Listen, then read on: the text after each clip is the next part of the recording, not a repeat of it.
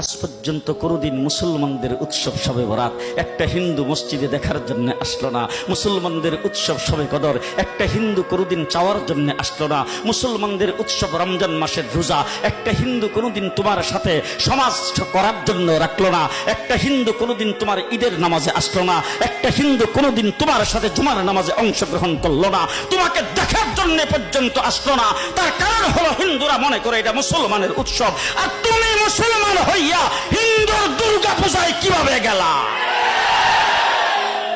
তোমার কি হয়ে গেল? তোমার কি লজ্জা শরম তুমি ধুয়ে ফেলে দিয়েছো? তোমার কি কোনো লজ্জা শরম নাই? লজ্জা শরম নাই? আবার কি সুন্দর বলতেছ, ধর্ম যার যার উৎসব সবাই। হাই হাই হাই, ও মুসলমান যুবকেরা ভালো করে শোনো, ধর্ম যার যার উৎসব সবার, তাইলে বিয়া যার যার বউ তো সবার।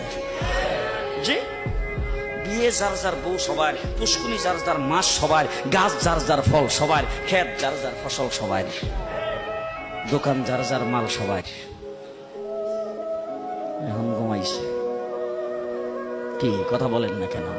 তাহলে আমার দোকানের মাল যদি আমার হয়, আমার ক্ষেতের ফসল যদি আমার হয়, আমার গাছের ফল যদি আমার হয়, আমার গাছের নারিকেল যদি আমার হয়, আমি বিয়ে করলে বউ যদি আমার হয়, মুসলমান আমার পুষ্কুনির মাস যদি আমার হয়, তাইলে ধর্ম যার উৎসব তার।